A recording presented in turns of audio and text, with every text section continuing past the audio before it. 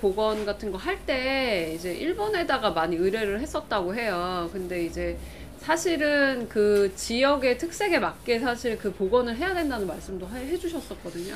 일제 36년 동안 그 전에는 이제 뭐 역사적으로 무슨 엮인 거는 이제 여기서 뭐 다 설명을 못하지만 1960년도, 70년도, 80년도 요즘도 네네. 그래. 유럽 가면은 네네. 우리 동양 사람이 가면 일본 사람인 줄 알아요. 아, 네. 그리고 사실은 또 피카소 그림에도 일본 사람이 들어가 있어요. 네. 화면에. 그래서 네.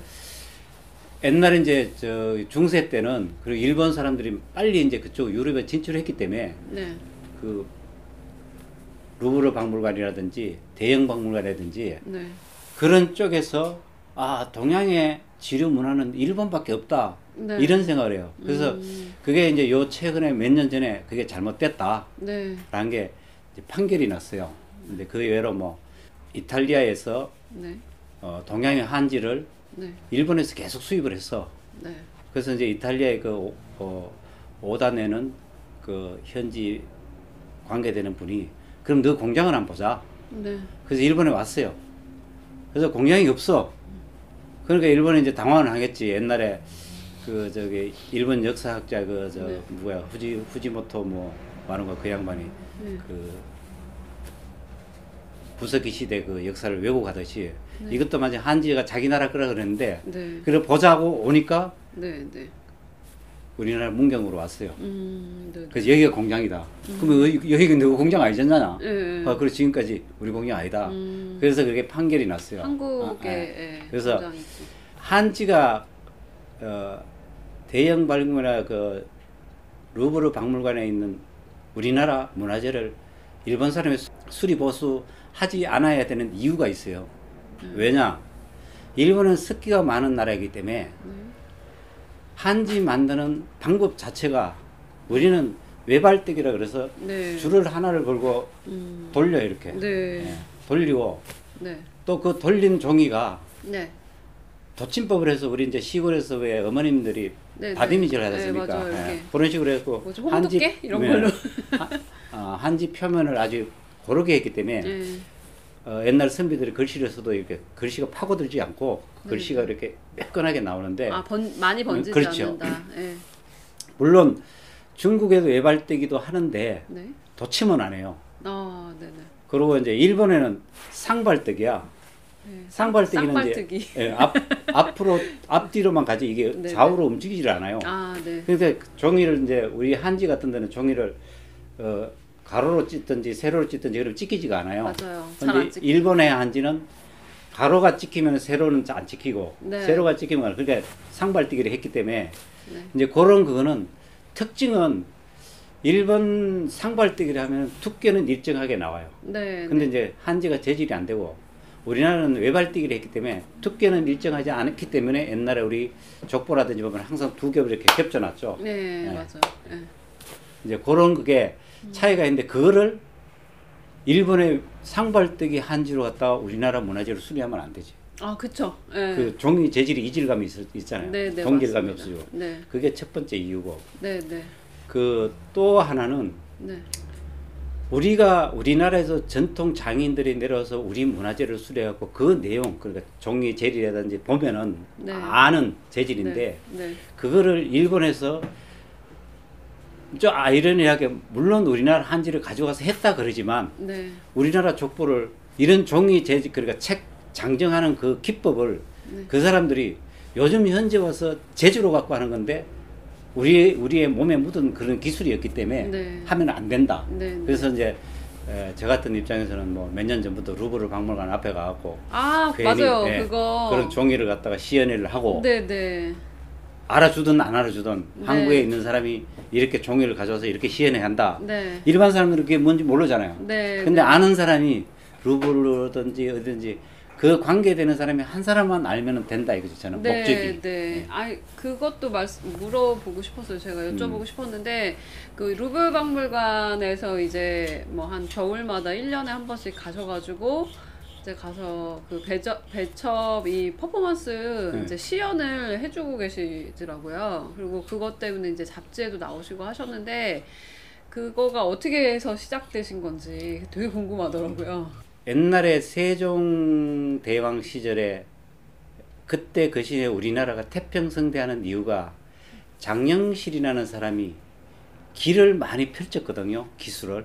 그러니까 뭐 해시계도 나오고 무슨 뭐 저기 그 농기구도 많이 나오고 했었는데 요즘은 기보다는 운이 앞서. 운이요? 문. 문? 아. 무보다 문이 앞서니까 그러니까 항상 이게 기술하는 사람들이 이게 밀려요. 그래서 기술이 좋아도 저 위에 결제 내는 사람이 결제를 안 하면 그 일을 안 해. 못 해. 이제 그게 가장 문제인데 그래서 이제 저는 프랑스 같은 데 가서 루브르에서 인정을 하면은 한국에서 안 따라올까? 그러면 한 사람이라도 사실은 경비가 많이 들어가요. 그래서 이제 그런 지인을 통해 갖고 내가 한번 해보겠다. 그러니까 루브르 박물관에서 한국 이사 자격증을 주더라고요. 그래서 이제 이사 자격증을 받아갖고 그 대신 이제 내가 1년에 한 번씩 루브르에서 주최하는 르 살롱전이라고 있는데 프랑스 대통령이 주관하고 거기에 한국 작가들을 추천을 좀 해주라. 조건이 그러면 뭐 제 주위에 작가들이 많으니까 추천을 해드리겠다. 그렇게 하고 이제 대신 또 나는 그럼 루브르에서 내가 추천해주고 거기 오라는 대신 그 앞에서 퍼포먼스를 하겠다. 알아주든 못 알아주든. 그렇게 해서 처음에는 첫 해는 가서 굉장히 좀 창피하더라고요. 왜요? 그 아무것도 모르는 거기 가갖고 혼자 그거를 우리 문화재를 한다는 게 근데 굉장히 막 이렇게 이제 창피한 그런 생각을 하고 했는데 사람들이 의외로 그 유럽 사람들 반응이 굉장히 좋았어요. 거의 앞이 안 보일 때 새까맣게 모여갖고 보시고 또 이게 어떻게 하냐 이렇게 하는 그거를 한 몇 년 동안 했는데 저는 이제 그 기대가 그 내용을 아시는 분 또 한국 문화원도 프랑스에 가 있는데 그 첫 해도 가서도 프랑스 문화원에서 관심도 하나도 없더라고요. 근데 KBS 방송국에 뉴스로 조금 나왔다 그러더라고. 나는 보지도 못했는데. 근데 그런 게 이제 관심 있으신 분들이 한 분이라도 보는 게 내 원입니다. 프랑스 가는 이유가. 그래서 이제 그것이 이제 인정을 받아서 이렇게 또 어떤 문화재 복원이라든지 아니면 그런 문화들이 조금 더 많이 이제 알려지고 하는 거를 원하시는 거죠. 이제 그게 이제 주 궁극적인 목적은 뭐냐 그러면은 우리나라 규장각에 있는 궁중괴라든지 이런 모든 것들이 프랑스에서 많이 이제 빼들어간 거죠. 훔쳐간 거지. 이제 그런 게 지금은 합법적으로 뭐 달라 그러지도 못하고 뭐 빌려준다 식으로 이제 오긴 오는데 근데 그런 게 우리 문화재를 우리 손으로 수리를 하게 되면은 수리 보수를 하게 되면은 제가 수리를 보수하면 그거를 이제 보고서를 작성하면 영인본도 만들어야 되고 필사본을 만들어야 돼요. 그러면은 잘 보관하는 저거는 잘 보관하고 안에 속 내용은 영인본 필사본을 우리나라 한국에 가져와서 우리 후손들한테 알려주면 우리 문화재가 지구상에 거기가 있든 여기가 있든 그게 뭔지만 우리 자손들한테 알려주면은 되지 않을까 나는 그런 생각을 갖고 있는 겁니다. 역사적인 어떤 그렇죠. 그래서 우리 문화재 어떤 문화재가 프랑스든지 대영이든지 저기 소돔이든지 이런 가 있더라도 그게 뭔지는 제 손으로 수리를 하게 되면은 영임원 필사본은 우리 한국 땅에 들어온다. 저는 그거는 확실히 가지고 있는. 그래서 지금까지도 대형 박물관에 있는 문화재 수리할 때 나한테 맡겨라 하는 이유입니다. 사명감을 가지고 하고 계시는 거네요. 되게. 그런 것들도 되게 궁금하고 했었어요. 그런 게 왜 이렇게 어렵게 계속 하고 계신가 하는 생각도 있었는데 궁금증이 많이 풀린 것 같아요.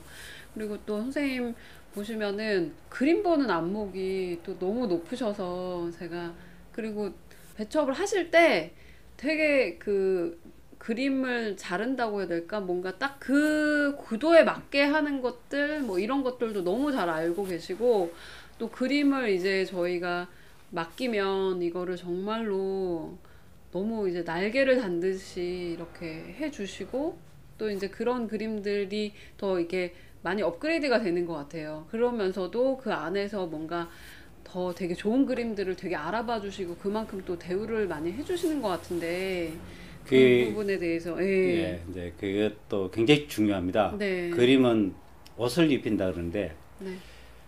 그림이나 이제 서화나 이제 자시로 보면은 딸이잖아요. 네. 그게 왜 그러냐면은 맞아요. 가잖아요, 시집을.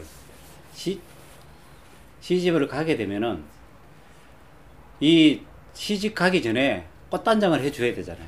그쵸. 근데 일단 시집을 가면 사람이나 마찬가지로 사람도 시집 가면은 시집 쪽에서 하라는 대로 하는 거지. 자기가 거기 가서 뭐 옷을 해달라 뭐 해달라 일단 친정집에서 한 대로 일단은 어느 시점까지는 그죠? 근데 이게 또 표고도 마찬가지로 표고라든지 배첩이라든지 장학이라든지 이 전부 다가 그 시집 보낼 때는 자기가 가면 이쪽에서 휘장을 하든지 만약 배첩을 하든지 이걸 잘 해주지 않으면은 가서 자기가 하지를 못하잖아요. 그러니까 하기 전에 잘 해줘야지 가서 대우를 받는 거지. 그 집에 가서 맞아요. 안방에 걸리든 흙간에 걸리든 그냥 안 걸리든 이제 그런 그것 때문에 휘장은 잘 해줘야 되고 또 하나는 보통 이제 사람들은 생각하면 뭐 이렇게 서환을 가져오면은 그냥 이 색깔이 좋죠 저 색깔이 좋죠 이런 게 아니고 그거를 이렇게 이제 저희 집에 오시는 손님들한테는 좀 미안한 얘기지만 사실 제가 배첩을 해 드리면서 아 이게 일주일 겁니다 15일 걸립니다 라고 했다가 더 걸릴 수도 있어요. 그거는 뭐냐면은 아 저 그림 내용하고 저 비단 색깔하고 안 맞네. 예를 들어서 천지의 헌황이다 그러면 하늘과 땅에 가서 이렇게 꽃이 피고 열매가 맺는 그런 뜻인데 거기다가 그냥 검정색을 한다든지 안 그러면 빨간색을 한다든지 이런 색상이 거기는 안 맞고 천지의 조화가 맞도록 그런 어떤 그 뭐 영적이랄까 그거보다는 하여튼 그 안에 내용하고 또 화조면 화조의 그 색깔하고 같이 배치 매치를 시키는 게 일반 사람들은 모르는데 이제 저 같은 입장에서는 그게 좀 센스가 좀 빨리 오더라고요, 그게. 그래서 아 색상이라든지 또 그림에 그리는 또 글씨를 쓰신 분 내 마음까지도 생각하고 휘장을 하는 거지 그냥 하는 거는 아니에요. 저는. 그래서 그런 부분에서는 이제 좀 맑게 보고 있고 또 아까 그림 이렇게 보시는 보는 안목이 뭐 많이 있다 그러는데 선생님도 생각 한 40년 하면은 그냥 보이는 거 아닙니까? 네. 아, 그런 건가요? 아, 그래도 이제 저도 표구를 많이 해보고, 저도 이제 그림 오래 그렸으니까 하는데, 그림으로 봐주시는 분은 제가 처음 뵌 것 같아요. 그림을 딱 가지고 왔을 때 이 그림은 어떻다, 이 그림은 어떤 것 같다, 이렇게 말씀도 해주시고, 그래서 진짜 이렇게 대화를 하면서 이게 작품을 같이 만들어 나가는 느낌이 많이 들었거든요. 실질적으로 마음가짐은 그게 맞습니다. 네네. 저도 지금까지는 그렇게 하고 있고요. 손님들은 어떤 그림이든지 자기가 그리면 자기가 이 가에 휘장하는 액자라든지 이게 자기가 가장 맞다고 생각하는데 이제 객관적으로 보면은 우리가 많이 오랫동안 액자 만들어 본 사람은 어떤 옷을 입혀야 될지는 우리가 더 전문적으로 알 거 아니에요. 네. 그러니까 그런 거는 이제 제가 이제 조언도 해드리고 이렇게 했으면 좋겠다. 네. 또 이제 실제로 손님들 오셔갖고 주문을 하시게 되면은 또 완성도를 미리 보고 네. 이제 설명을 해드리고 또 가끔 가다가 이제 이런 분은 계세요. 본인 집에 벽지 색깔이 뭔지 본인 또 직업이 무슨 카페를 한다든지 안 그러면 저기 무슨 저기 양평에 무슨 자기네들 식당을 한다든지 그러면 그 주위 환경 배경에 맞도록 본인들이 해달라 그럴 수도 있습니다.